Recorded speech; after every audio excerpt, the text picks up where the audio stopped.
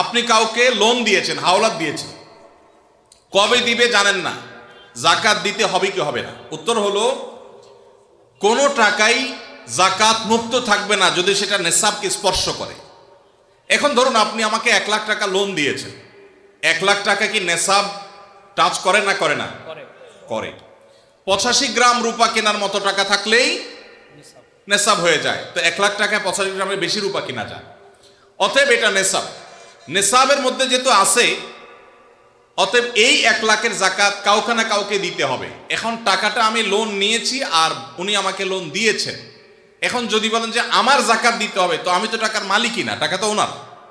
তো এই জন্য যিনি লোন দিবেন জাকাত তিনি দিবেন। এখন কথা হলো পাওয়ার সম্ভাবনা নাই। যদি এমন হয় যে পাওয়ার সম্ভাবনা, তাহলে জাকাত আপনাকে এখন দিতে হবে না, একসাথে পাইলে যে বছরে জাকাত দেন নাই সেগুলো দিতে হবে। আর যদি কখনো না পান তাহলে না দিলে কোনো গুনাহ হবে